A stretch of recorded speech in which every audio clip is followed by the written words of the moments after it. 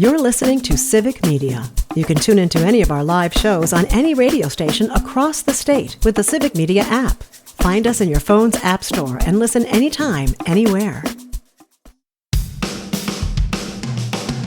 From the rolling bluffs of the Driftless region to the pristine shorelines of Superior in Michigan, from the Northwoods to the Kettle Moraine, Civic Media broadcasts across all of Wisconsin for all of Wisconsin. Take a trip with us across the radio network to hear from communities throughout the state. This is the Civic Media Spotlight. Welcome back to the second hour of the Civic Media Spotlight. We kick things off with the Todd Allbaugh Show. Filmmakers Sean Hanish and Paul Jaconi-Biery of Just a Bit Outside join us for their first media appearance promoting their latest film project. The name is No Packers, No Life, which is about a group of diehard Packer fans in Tokyo who made their way to Lambeau. Welcome back to the Todd Allbaugh Show on the Civic Media Radio Network. 35 minutes now past the hour of 3 o'clock on Monday, September 22nd, 2025.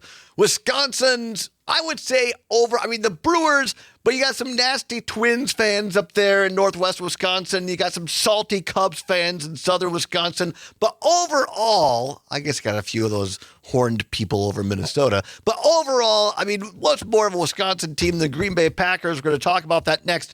But let me clearly, for the lawyers on the 12th floor, separate and remind you, completely separate from what we're going to talk about right now, we have the Civic Media Green and Gold Text to Win contest. You can win $200 cash prize and gold jewelry and 2 club-level indoor seats to Green Bay versus Minnesota and a home game in Green Bay on November 23rd at high noon.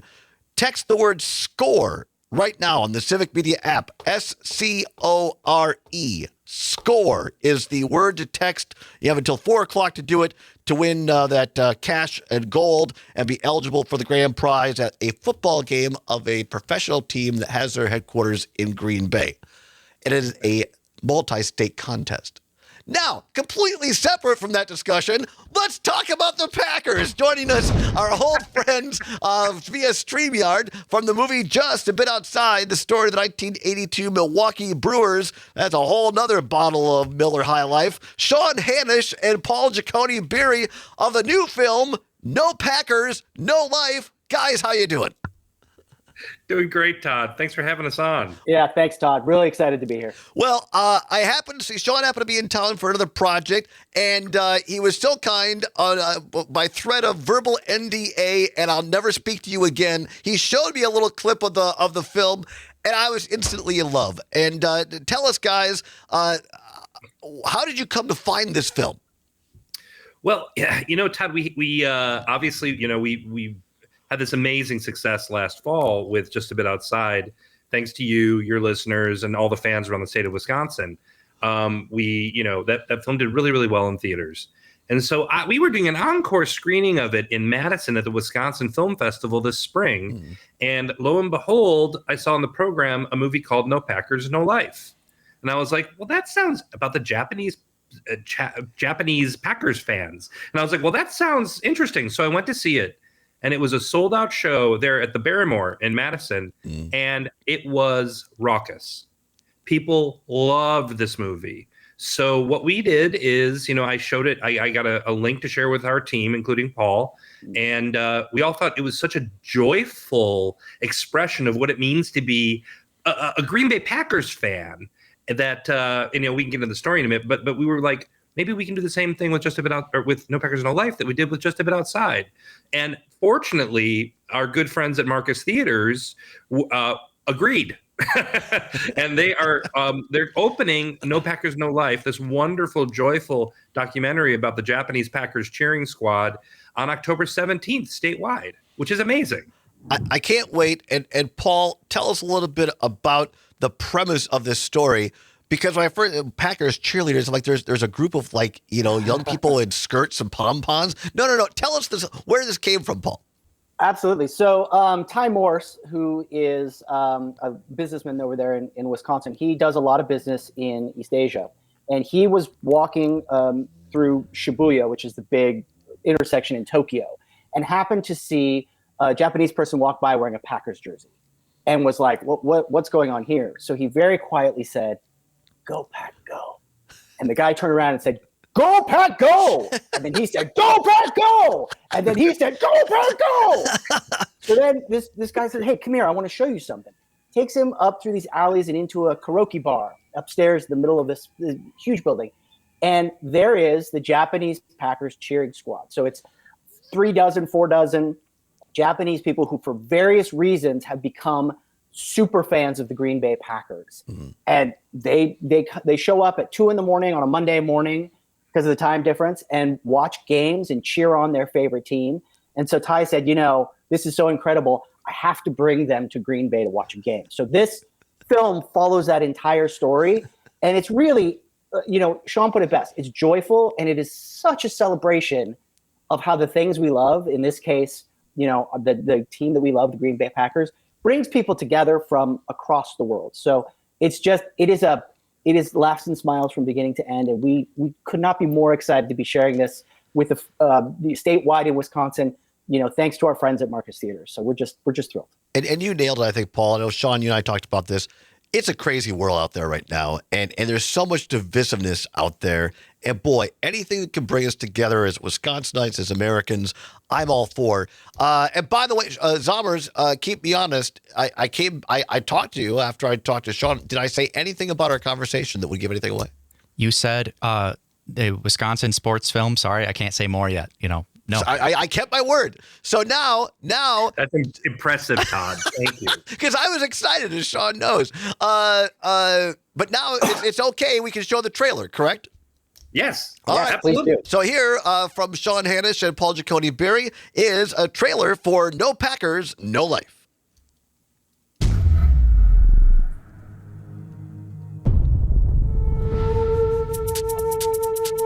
We're wandering Tokyo, and I see a guy with a Packers jersey on. And I'm like, no way. I just quietly say, "Go, Pack, go." And he shouts back, "Go, Pack, go!" The Japanese Packer cheering team. Packers #1. I love Packers. No Packers, no right. Insanely passionate, to a degree which probably most people from Wisconsin aren't. Wisconsin! I said, you guys are welcome to come to a Packer game anytime. I couldn't believe that. Why? And who are you? The Green Bay way is to host, and we say, okay, come with us. We'll show you a good time. We want them to experience the Green Bay way. This is Green Bay! Go, Pack, go! Wisconsin is human. The one team in the NFL that's owned by the people. It gives people a connection that no other team offers. No Packers, no life. No Packers, no life. Only at Marcus Theaters on October 17th. We have the Filmmakers joining us live via StreamYard. The great Sean Hanish and the great Paul Jaconi-Biery.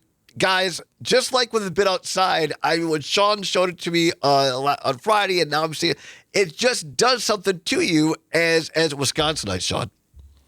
Well, I think it does because, as Wisconsinites, we kind of, on our sleeve is our heart is on our sleeve, and we say, please come visit us. We're a lot of fun. And so, I love what they say, and it's in the trailer there. All of Ty and his friends, Jada Merritt and Brandon, were like, we want to show them the Green Bay way, which is essentially the Wisconsin hospitality. And I mean, a lot of these people who are born and raised in Tokyo had never been to the States before. Mm-hmm. And imagine their first stop is Green Bay, Wisconsin. Right. And they get immersed in this community with these wonderful people, both wonderful visitors and wonderful hosts, and that they shared a lot more in common than you would imagine. I mean, they compared Green Bay to one of the tourist kind of like vacation destinations outside of Tokyo. Mm. So there was a real around being a fan of the Green Bay Packers. True lifelong friendships developed. And I think you find that whenever you go anywhere outside of Wisconsin, certainly here in Los Angeles, or when I've been in France, in Paris, I've been to Woe's Bar. Every city around the world seems to have a Packer bar and have a Packer following. So this is kind of like just dipping our toe into what it's like in Tokyo for these folks. And really in a way, it's it holds a mirror up to us as Wisconsinites and as Packer fans, and kind of shows us, what we have is really special with the Packers, and people around the world appreciate it. And time now for my obligatory plug for the great underground sports pub in Hermosa Beach, owned by our friend Kelly Call. When you're in the greater Los Angeles area and you want to take in a Packer game, make sure you go to the underground pub at Hermosa Beach. I've been there. The steak sandwich is fantastic. And it is. You're right. It's the best Packer bar in Los Angeles. It is. It really is. Paul, talk to it. You guys probably know me. Packers had a rough game. It's been a rough day for Packer fans in Wisconsin today. Just a weird game, losing 13-10 yesterday to the Browns. But Zomer and I were talking before the show, and Paul, talk a little bit about this. I think, and I've always seen the trailer, but to me, anytime that we can see something that we might take for granted through the lens of someone else, it makes you appreciate what this team means to the state. Well, I mean, you hit the nail on the head there for me. Before we made Just a Bit Outside, I had never set foot in Wisconsin. And the welcome that I received over the course of making that film, I mean, subsequently, I've been to Wisconsin more than anywhere else in the country. And the welcome and the hospitality and just the joy and heart of the people of Wisconsin has stuck with me, right? And so when we saw this film that is really about that, I feel like an adoptive son of Wisconsin. Like I'm going to put that on my driver's license, adopted by Wisconsin. Of course. Because it is just such a welcoming, warm place filled with joy. And you have so many great things there. And people don't necessarily recognize it until they really come and see what the state has to offer. I mean, yes, Green Bay Packers, everyone knows the Green Bay Packers, but not until you actually go to Lambeau.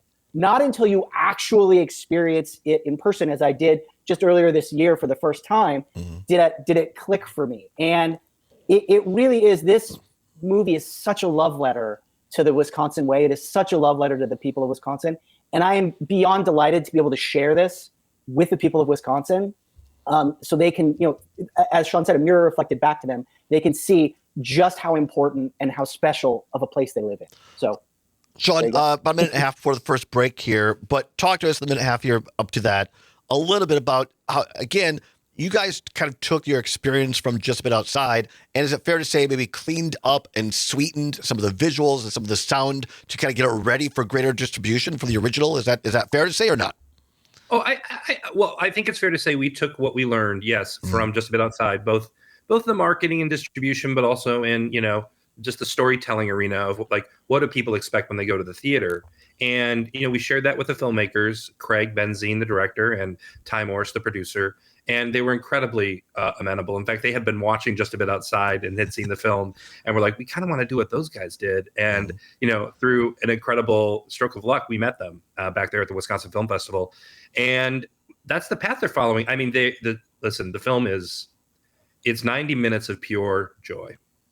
And it's worth, just like Just a Bit Outside was worth wearing your jersey too, wear your Packer jersey, come early, have a couple of beers, tailgate, and get ready for an incredible joyride. That's what the movie is. It is in Marcus Theaters starting on October 17th. We'll come back and talk more about this great film, No Packers, No Life, with Sean Hanish and Paul Jaconi-Biery after this on the Civic Media Radio Network. I think it's time, Terry, that the Lombardi Trophy goes home to Lambeau Field where it belongs. The Todd Allbaugh Show is part of the Civic Media Radio Network and airs across the network weekday afternoons from 2 until 4. To learn more about this show and all of the Civic Media programming, check out the website at civicmedia.us/shows. You're listening to Civic Media. Stay up to date on the latest news and information for your local community and Wisconsin by signing up for our free email newsletter. Visit civicmedia.us/email to get started. Up next on the Civic Media Spotlight, we have WXCO Morning Report.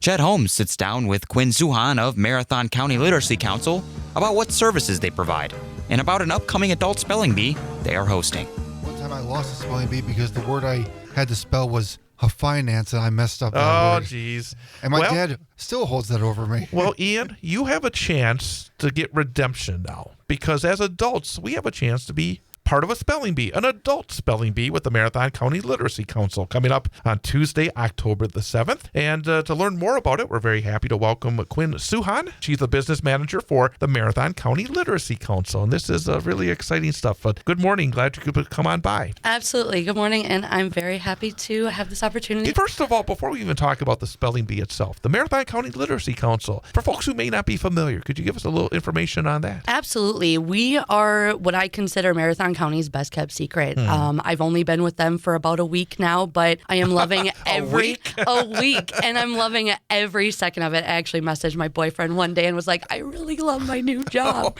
Isn't that wonderful? It's so great to love what you do. I do have some history, some background in teaching myself, so a part of this is coming home. At the Literacy Council, we really put an emphasis on that adult learning. 1 out of 7 adults in Marathon County struggle with literacy. As a teacher, as someone who grew up with, my mom was actually one of the reporters for the Wisconsin Rapids Daily Tribune. So every single one of my papers was gone over with the utmost scrutiny to make sure that the spelling, grammar, punctuation, everything was on point. So wonderful. Just having that background, again, it just really feels like I'm coming home in some kind of aspect there. But at the Literacy Council, we do help with that tutoring. If you need help with reading, writing, studying for your driver's license test, if you need help with building a resume, getting those job skills, that's what we're here to help with. We do recognize that there is a niche for this, that there is a need for it, and we really just want to get our name out there more, really let people know that A, we provide this service, and B, it's all for free.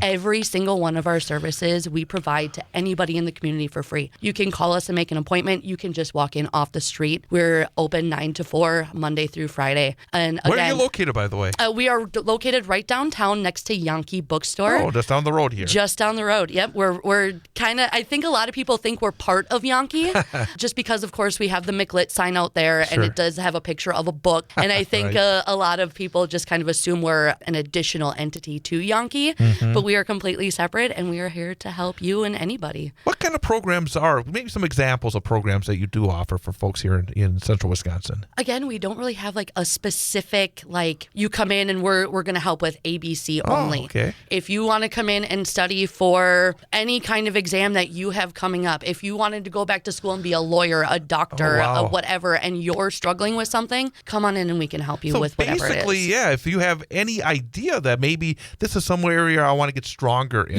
you're willing to work with them. Especially when it comes to language, we do have a big emphasis on ESL, so English as a second language. But on the flip side of that, most people don't even realize that we'll help you with your Spanish as well. So we will flip that. Come on in and you can get some lessons. Fantastic. Really interesting stuff. And I have to admit, even just down the street here, I really did not know that. In your first week, and you popped by last week just to say hello and to provide the information about the adult spelling bees. Very, very cool indeed. We're talking to Quinn Suchon from the Marathon County Literacy Council. And coming up on Tuesday, October the 7th, let's get into this event because it sounds like it could be a lot of fun, a lot of coolness to it. It's an adult spelling bee. Yes. And it's raising money to be a hive builder for literacy and BEE. That's very, very cool indeed. Yes. Talk a little bit about what this event's all about and maybe what people need to know. The McLee Bee benefit, that's definitely a mouthful, is an evening of unforgettable fun that's really just going to heighten the community awareness and share our impact and help increase the understanding of the vital role that adult education really can play and literacy can play in our community. We truly believe that the learning process never stops, and adult spelling bee is really going to help demonstrate that beautifully. Again, like you mentioned, it really is a great way to help raise money and promote that literacy, bringing together a diverse audience. It is going to be on Tuesday, October 7th at the Labor Temple from 6 to 8 p.m. It is advertised as an adult spelling bee, but it is a family-friendly event. So the kids want to be involved, they can do it as well? Absolutely. And that's kind of what we want to promote as well. Show the kids that the adults are still learning, still working towards making themselves better as well. I think a lot of kids get the impression that the learning stops when you become an adult, and I'm sure you can agree that that is the exact opposite. We are always continuing to learn and improve ourselves, and this is a great way to show that too. I think, Ian, maybe you and I may have to pop on over there and do a head-to-head here so you can go deeper into this thing. I think so as well. I think that'd be a lot of fun. You know, boys, you guys can help come and contribute to the event. We have a silent auction. So if anybody out there, the public or businesses really wanted to contribute, you can contribute to our silent auction. You can sponsor a team for $100. So if you two wanted to be a team, you can totally join. You can volunteer to help at the event on the 7th, or you can just buy a ticket to the Bee, come out and enjoy a night of spelling, pizza, non-alcoholic beverage, and of course, a lot of fun. Fantastic. And to get more information, maybe, because, I mean, we've gone through a lot of things here this morning. You can get information on your website, I imagine, correct? Yes. What is the website? mclitofwausau.org. Otherwise, you can find us on Facebook under the same handle. Fantastic. So mclitofwausau.org, and then get more on this event and other events, /events as well. And also, I imagine, just stop on by here downtown. Absolutely. Like I said, we are open 9 to 4. Walk-ins are always welcome. Fantastic. Should be a lot of fun. Tuesday, October the 7th, really for a great cause, but a lot of fun as well. The Marathon County Literacy Council Adult Spelling Bee. Oh, and it'll be held at the Labor Temple in Wausau, correct? Yes. So at the Labor Temple, just again here in Wausau, 6 to 8 p.m. on Tuesday, October 7th. So again, get more information. MC McLit of Wausau, MCLIT of Wausau.org for the Marathon County Literacy Council. Quinn Suchon, great to have you on board, and great for your new job. And again, as you continue, I'd love to have you back and talk about other events. Oh, absolutely. I got plenty of ideas and plenty in store, so I would love to revisit and get people more involved. Top of the hour news update is coming up. We'll be back with another WXCO Morning Report at 8:22. Included will be our number for the day quiz with Ian. But up next, it's a top of the hour news update, news, weather, and sports, and then more of Mornings with Pat Kreitlow here on 98.9 WXCO.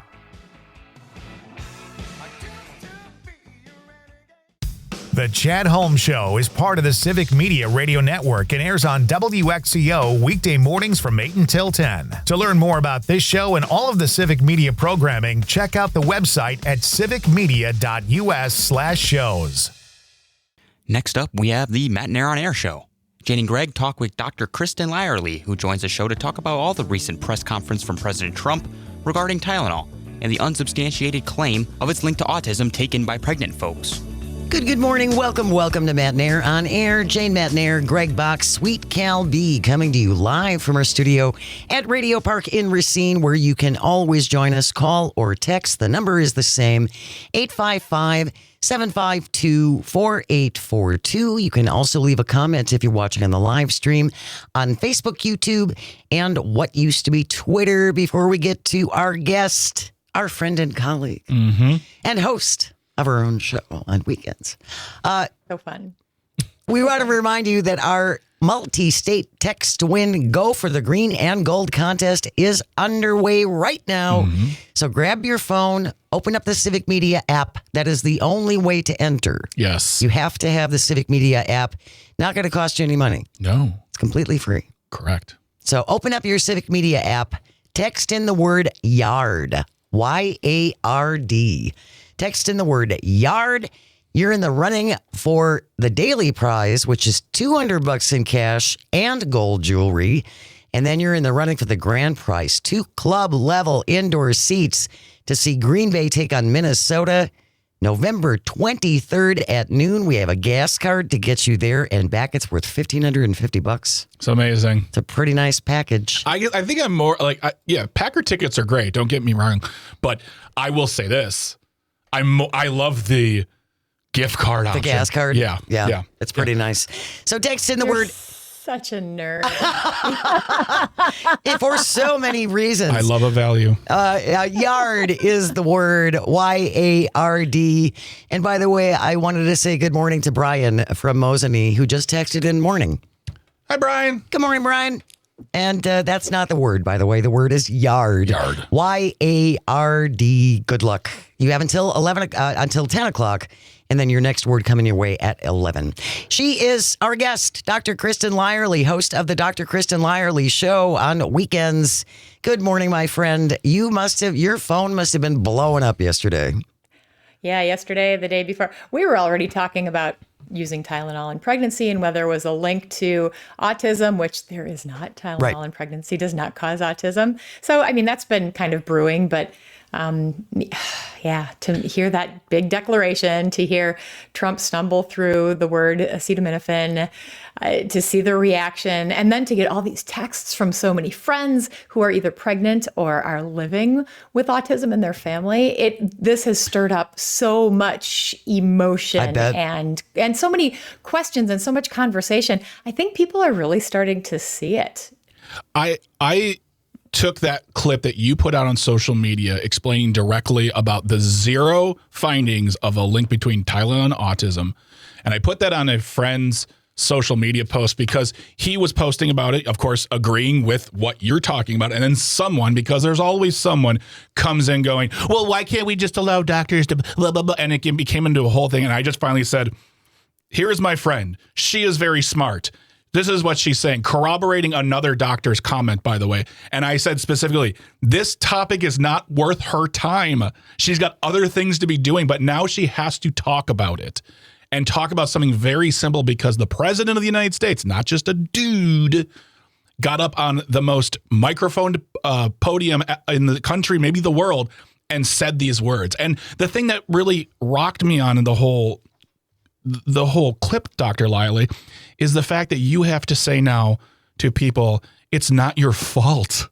I know. That is the worst part, because people who have family members who are taking care of friends with autism, they're suffering. They want an answer. And to give them this false hope and to somehow make it seem like it is their fault that they ended up in this situation is just so beyond shameful. And for the president of the United States to say it in the way that he said it, and then to go on and say that pregnant women should just suffer with their pain. I mean, you don't want them to have birth control. You don't want them to have abortions. You want them to get pregnant, but you don't want them to have the things that they need to be able to navigate their pregnancies safely, including hospitals in rural areas where they can deliver their babies. I mean, you've got to be kidding me. That really jumped out at me too, Dr. Lyerly, when he said, if you can't tough it out, essentially, if you're not tough enough to deal with your discomfort, then okay, I guess you can take it. Kind of indicting pregnant women for not being tough enough. We're not being tough enough. Even though other Republicans have said it requires no special gifts to give birth. Right. Or they think as soon as the baby comes out, like the pregnancy is over. Everything's not back to normal. No, it takes a year to recover. It's shameful. Yeah. You know, there just aren't that many things that people can use in pregnancy to manage pain. And this is something that we've used forever. And most people use it at some point in their pregnancy. So for him to do this and to put pregnant women in a situation where they're always thinking about, should I put this in my body? Should I eat this? Should I take this medicine? Should I treat this condition? And they often don't want to even treat things like blood pressure problems because they're worried that the medicine that they take is going to cause problems for their baby, when in reality, high blood pressure causes many more problems. Yep. Yes. So women have to have the information that they need, and they need to be encouraged to take the right medications that they need to treat their conditions. And that is exactly the opposite of what Donald Trump and RFK were saying. Well, and again, neither of them are doctors. They're not even medical researchers. They're two dudes. Yeah, with a political agenda. With an agenda. Yes. And the comments that people have made on that post, which has gotten like 115,000 views. I mean, it was really popular. Some of the comments where people were questioning the data, or they would say, well, did you see the Harvard study? Well, did you see all the studies? You can't just cherry pick one thing or another. One study does not make a medical movement. Right. If they can get the name of one study or name a college or a university or something, when they say check VAERS, it's like, do you know what you're really talking about right now? Do you understand what you're doing? Because you are trying to now, because someone else will hear these words and they won't research it. They'll just say, well, I know Harvard's a smart place and they said study. So I'll just say Harvard study and they'll know what I'm talking about. If you're just joining us, by the way, Dr. Kristen Lyerly is our guest. She's the host of Dr. Kristen Lyerly Show in Green Bay on weekends. And we're talking about Donald Trump and Bob Jr.'s announcements yesterday. Don't take Tylenol. We have a compilation. Yeah. Courtesy of Jimmy Kimmel, actually. Compilation courtesy of the Kimmel Show. If you want to, here's a basic summation of the entire speech they gave earlier this week from the White House regarding this topic. Calvin, will you play that, please? Don't take Tylenol. Don't take it. With Tylenol, don't take it. Don't take it. Don't use Tylenol. Don't take Tylenol. Don't take Tylenol. Fight like hell not to take it. There it is. I think you shouldn't take it. Don't take Tylenol. The baby gets a shot. They say, here, take a drop of Tylenol. I've heard that for years. Take Tylenol. Don't take Tylenol. Don't have your baby take Tylenol. Don't give Tylenol to the baby. Don't give Tylenol to the baby. Don't give your baby Tylenol. Don't take Tylenol. Don't take Tylenol. Don't take Tylenol. Don't take it. Don't take it. So that's it. There's nothing much to say. Don't take Tylenol. Just don't take it. And I just say it again. Don't take Tylenol. Don't take it. That sums it up what he just said there. There's nothing left to say. Yeah, there was that's it. nothing to say to begin with. Yeah, that's it.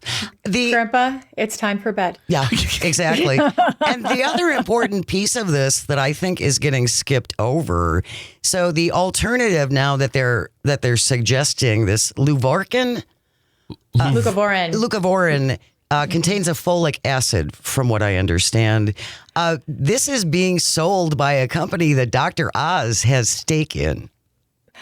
I don't know about that, but I can tell you that the data is not there for leucovorin. So this is another whole entire problem. The data is not there. We are years away from being able to recommend leucovorin. And the data at this point only supports that it treats a particular symptom in a certain subset of people with autism. But they're selling it like, if you have autism, they're almost selling it like a cure, like a snake oil. But it's not there, guys. And the fact that they're making it available to people who have Medicaid and it's going to be something that you can get your hands on, it's not there. This is false hope and it's not fair. And isn't it? It's like supplements. It's a supplement. St. John's wort. It's the same thing as those kinds of things. Is that correct? It's not. It is a B vitamin, so it sounds like it's a supplement, but it's actually something that we use in chemotherapy to treat methotrexate overdoses. I've never used it in my practice because it is there's some very particular uses, but it's not like a multivitamin that you can just buy over the counter. You do need a prescription for it. But again, I think it's important to note, at least from what I was finding yesterday, Dr. Oz, who is now part of our health system, is part of a group that owns this this drug. Well, and also, speaking of Dr. Oz, 24 hours ago, and this was reported in, I'm looking at YouTube, Yahoo News, he walked the statement from President Trump back. Oh, he did. And he said, quote, "We know that people who take Tylenol for prolonged periods of time during pregnancy seem to have a higher incidence of autism in aggregate." I don't know what that means. What? Show me the study on that one, Doc. So the message is not never take Tylenol. It's take Tylenol judiciously. Take it by talking with your doctor. Make sure that you have an important reason to take. Important reason is pain. You take it if you because of pain. Don't take it. Hey, this is the words of a doctor. Don't take it willy-nilly because you think it's so safe. It couldn't possibly cause a problem because those assumptions appear to be erroneous.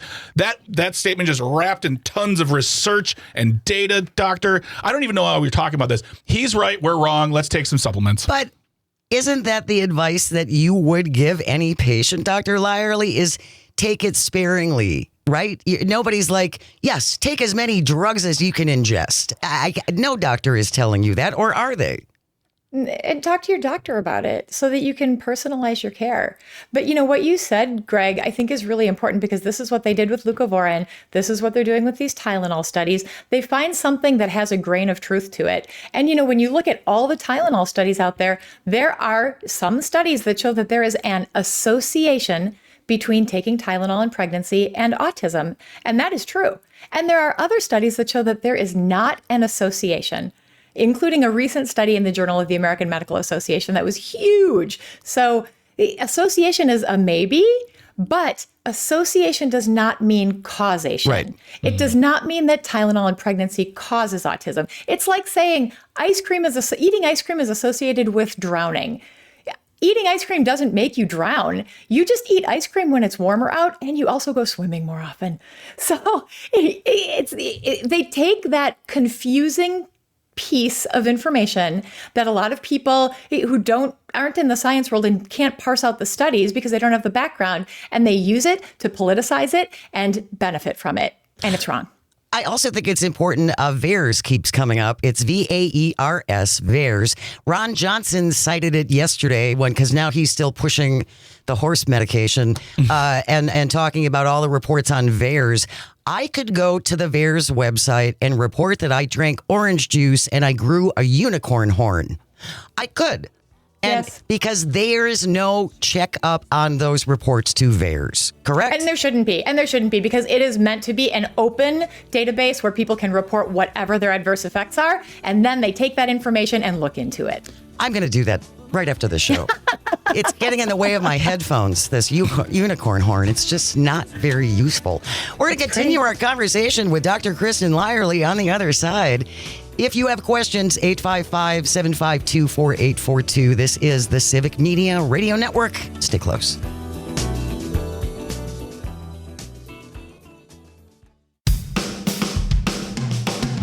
Matt and Air on Air is part of the Civic Media Radio Network and airs on select Civic Media stations weekday mornings from 9 to 11. To learn more about this show and all of the Civic Media programming, check out the website at civicmedia.us/shows. You're listening to Civic Media. Find the latest news, information, and archives of all your favorite shows on the Civic Media website, civicmedia.us. And last but not least on the Civic Media Spotlight, we move to Valley Focus with Lisa Hale Ieva Engel, the Executive Director of the Oshkosh Area Humane Society, joins Lisa to discuss the success of the Walk for the Animals fundraising event and the Grey Muzzle Grant the shelter has received for medical care for senior animals. Tune in. For WISS, I'm Northeast Wisconsin Bureau Chief Lisa Hale, and today I'm joined by Ieva Engel, who is the Executive Director of the Oshkosh Area Humane Society. Hi, Ieva. Hello.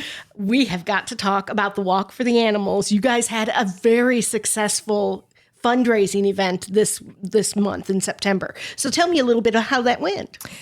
Oh, Lisa, it went really, really well. We had, this whole campaign around our Walk for the Animals is something that we start planning on early on in the summer.